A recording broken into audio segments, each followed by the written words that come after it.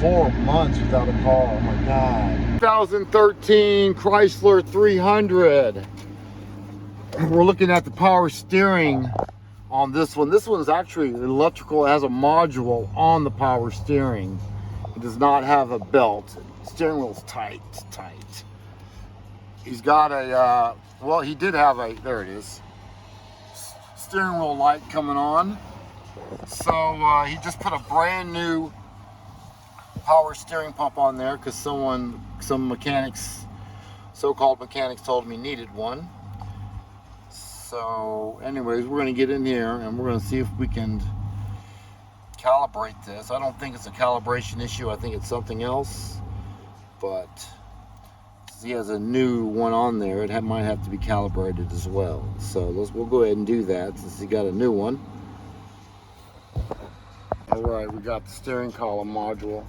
Let's get into that. I'm sure we got some codes in there. Well, I'm not sure, but there should be codes in there.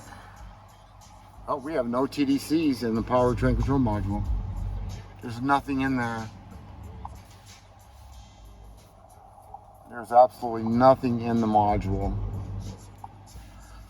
So there's nothing in the engine control module. There's nothing in the power steering control column control module. Saying anything about power steering. Got nothing in here. There's nothing in here. We have 3 fuses. All right, there's the power steering pump right there. So we're going to check our powers and grounds right now. So we have fuse 19, we have 39, and we have fuse 1003. It's a 50 amp fuse.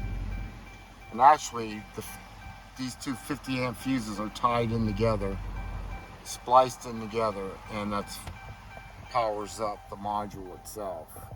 So let's check them. 19, 39, and 1003. All right, so 39. Both sides of the fuse are good. We swapped 19 out already. All right, that fuse, I just saw it spark. I don't know if it's blown. So let's see if that power steering works now. Go ahead and try it. Yep. What? That's it, baby. You've been down. How many months have you been down? Like 5 months. 5 months, my God. All right, we're done. You know, you could barely see that fuse. You couldn't tell it was broken. The only way I could tell it was broken is by popping the lid off of it and checking it that way. So I have a new fuse for you in the truck. Because whatever that's operating, it ain't operating no more because that's bad. Let's recheck it so I can put it on video.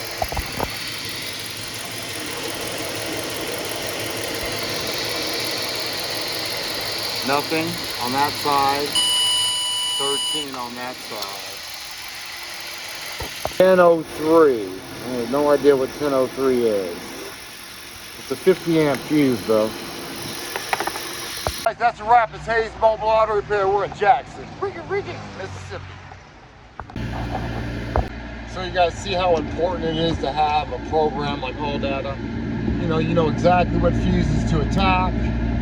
And man, it's like those big fuses.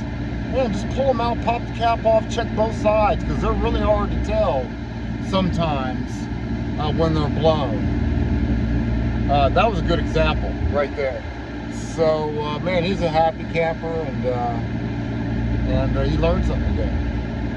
Peace, brother. And we're on to the next one. 4 months without a car. Oh my God.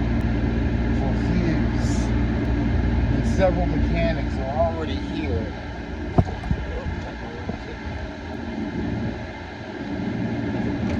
Speed. I'm doing illegal stuff. Alright guys, to the next one. We're having fun, we're making money. Hey, good morning guys.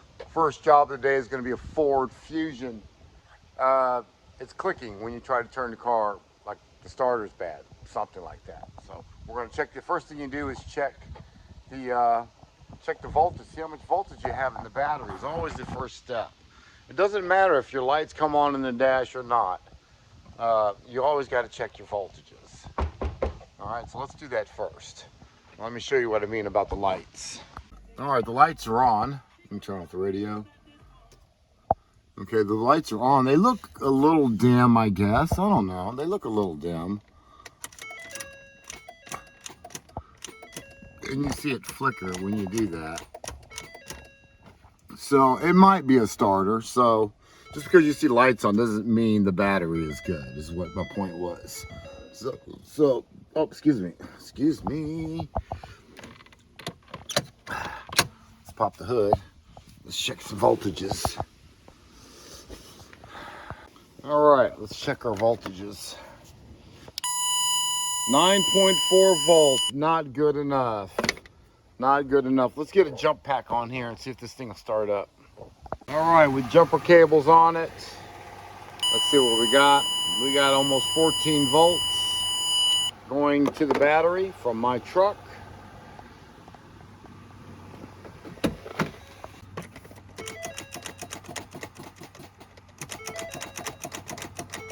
All right, well, it might. Oh, it turned over that time. Sounds like the motor's locked up. You hear that? It's like boom.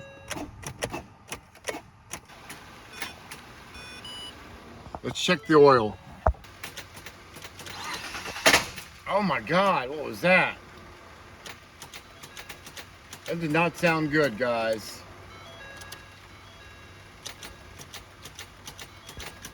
I mean, the starter may be bad, but I think he's got another problem.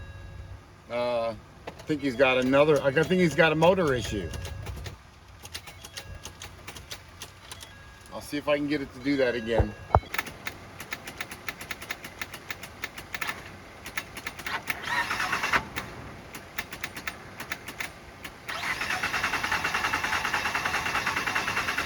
It doesn't start.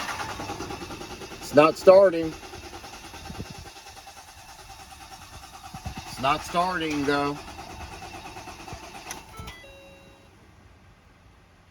Still not starting.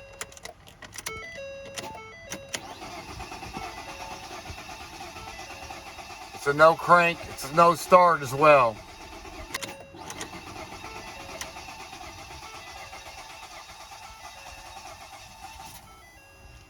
It almost started that time.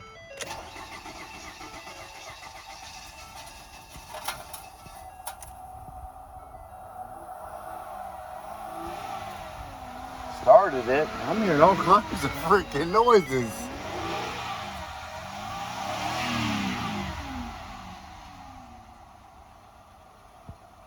You know what? Let's just let this thing run. Let's just let this thing run for a little while because that was insane. We're gonna end up changing a starter, but yeah, we're gonna end up changing a starter. It sure didn't sound like a starter. It sounded like a motor. It might have some bad teeth. I don't know. Something freaking out in the starter. I don't know, but we're gonna change the starter out. Let's get it. It runs and idles pretty good. Check engine light is on.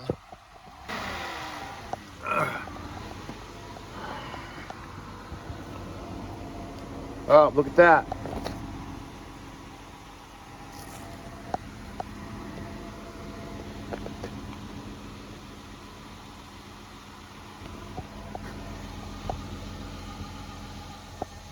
That's gas. That's rich. Woo, that's rich. That's straight gas. I don't know why that is. We're gonna let it run for a little while, and then we'll go from there. Yeah, ooh, it stinks over here. It's rich. Don't want to turn it off and try to start it up again until the smoke goes away. So, you know, if he has other issues, I want to let him know now before I do that starter. You know what I mean? So let's just let it run. It stinks over here. Let me let it get to, you know, normal operating temperature, which is about the halfway point on your needle. It's not there yet.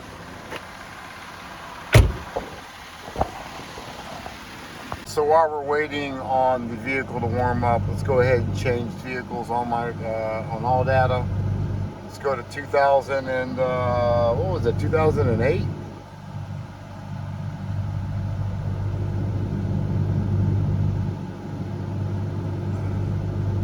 Ford Fusion. It's got the 6-cylinder in it. Let's go ahead and get the labor rate on the labor rate on the starter. Starting systems, starter motor. We got that. Let's get the procedure on that one. Also, you get procedures on it. How do you take off the starter if you've never done one before? Disconnect the battery, blah blah blah. Just see if the thing starts up for us. Probably not.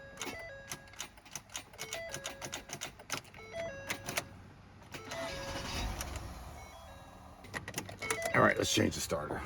All right, let's take out this battery and the battery box. There's 3 bolts right here. Let's pull it out. Let's pull it out of the way. There's a wire that's going to catch it right there. Oh, look at that. There's the starter right there. Let's go ahead and take off these 2 wires first, or this one wire right here is a 13 millimeter. Let's take that off first.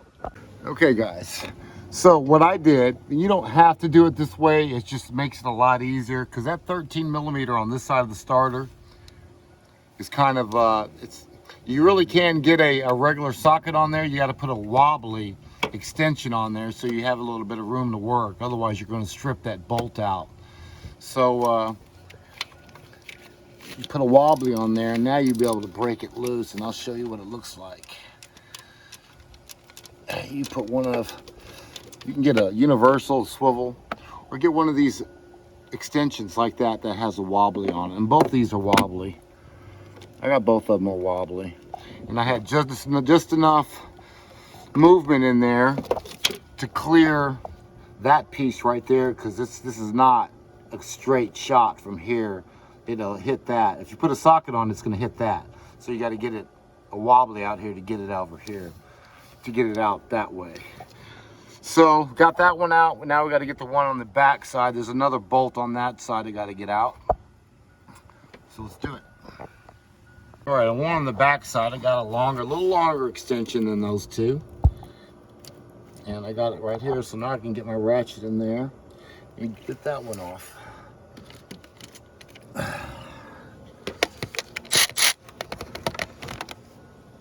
Just so you guys know, there's a nut on that one, and there's a ground wire underneath the nut, and then there's another nut underneath the ground wire. So it's one of those studded ones like that. So there's a ground wire, there's a nut on top of that ground wire. So then you got to take this one off and pull the whole stud out. So that's what we're doing now. We're getting the stud out now.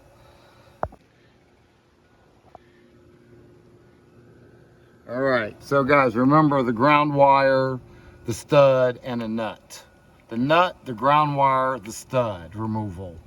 The one stud on this side, two heater hoses right here, and the starter should be loose. Pull that bitch out like it's hot, because it really is. All right. Yeah, that's hot.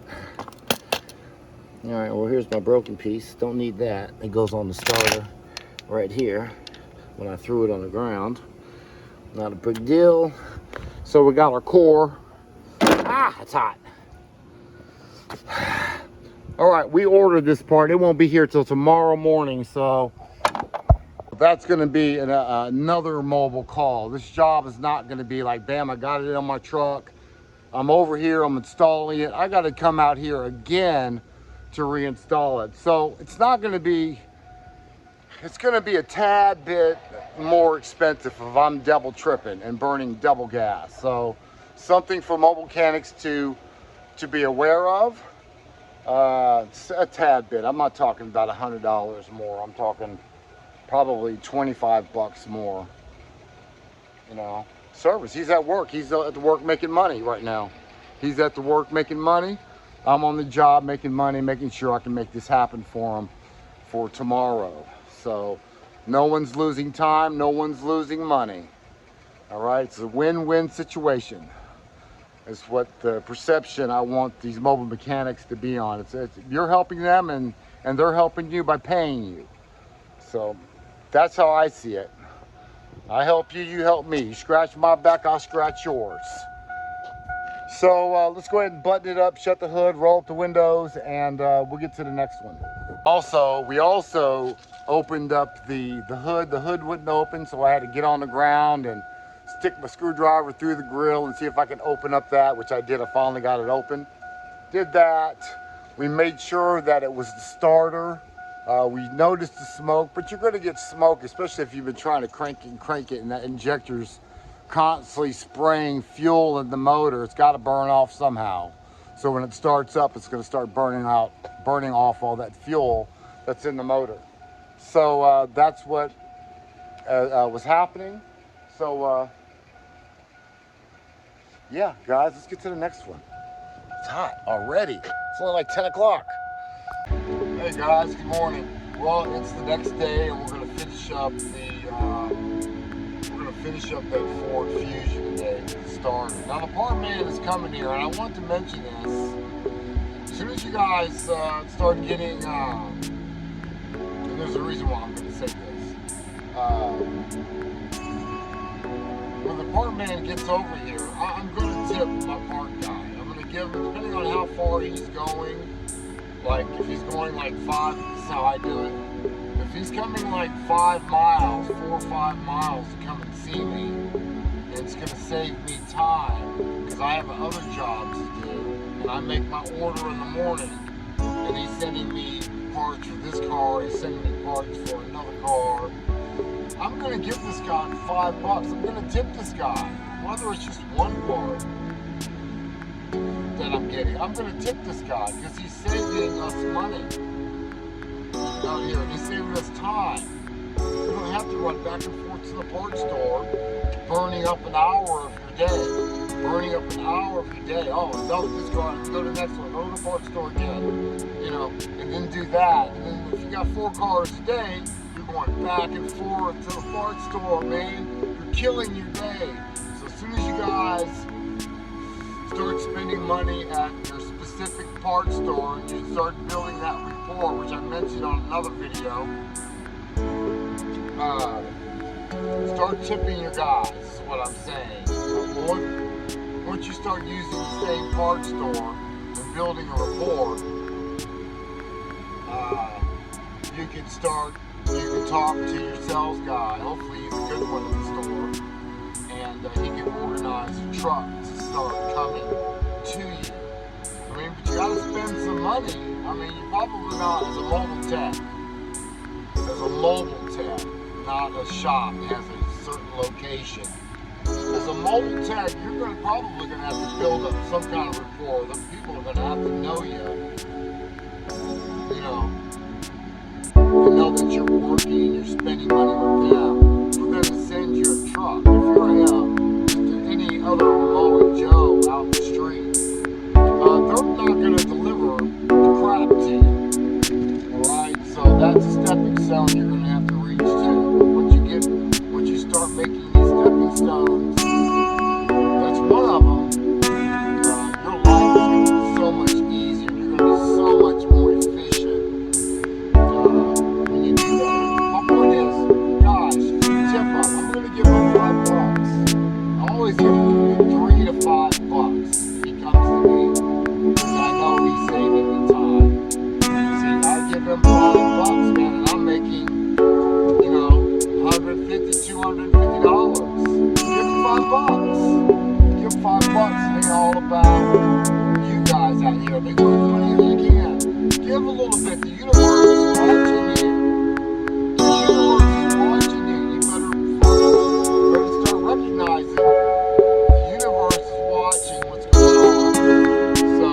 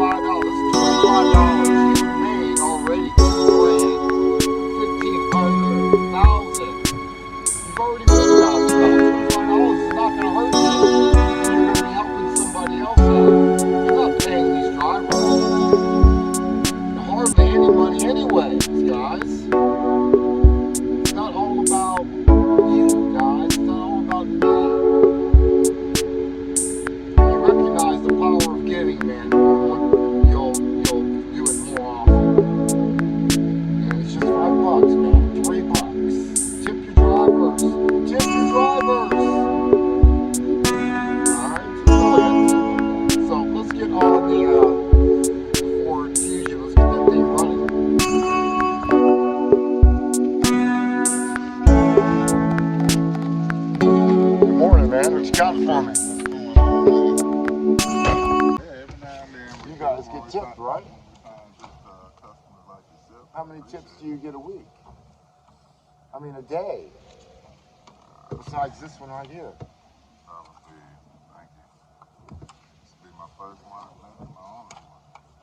See what I'm saying? That's exactly what I'm saying, guys. These guys tip your parts guys, or they're doing things for us. They're making us money, believe it or not. So look out. The power of giving. Right? That's what's up. The power of giving. You got to start it for me today, huh? Yes, sir. I got a core for you too. Did he charge me the core?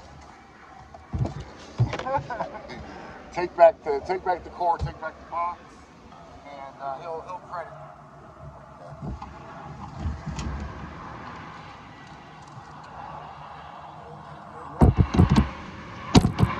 Match it up. Looks good. Looks great. Appreciate you coming out here again. We thank you. And hopefully we can get something going on getting you guys more money. Because I know O'Reilly's, I mean, the parts stores don't pay a lot for the drivers, right? Exactly. Yeah. Overworked and underpaid. Yeah, man. I'm driving all over the place.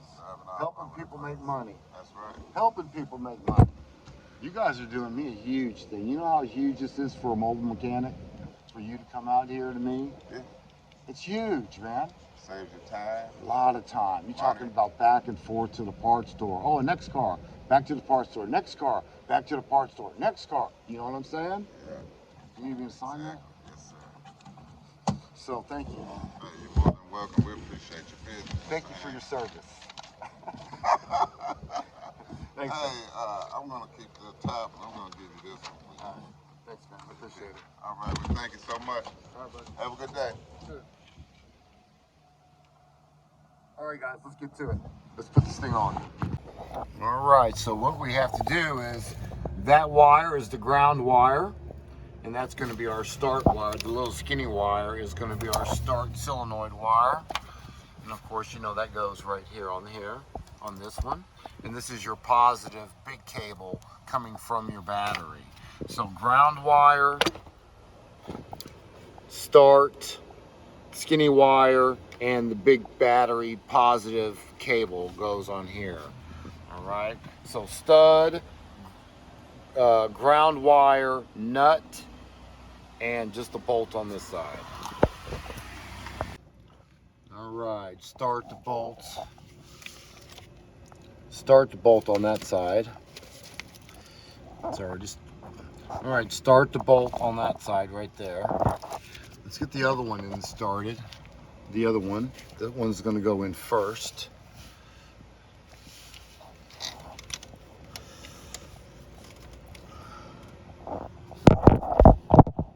All right, let's get this thing started.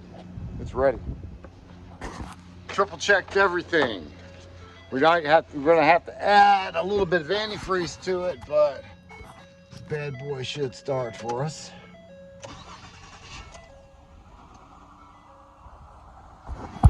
Ta-da, just a starter. This is the kind of stuff you're going to be getting out here. A little problem. I just fixed the maintenance guys in the apartment complex. He came over here and he said, man, someone just put a motor in my car. And people are going to come up to you all the time too. So just because you're going to a job, you'll probably get another job. The neighbor, apartment neighbor, something. Some neighbor. A shopper at the Kmart or Walmart because you're in the lot. So yeah, I think I forgot what I was saying, but yeah, she's running. So let's get some antifreeze in it, and let's get to the next one. Let's do it, Chef. It still smells kind of rich, guys. It's like a leaking injector or something. But I'm not seeing any smoke, so I'm gonna let that fantasy go.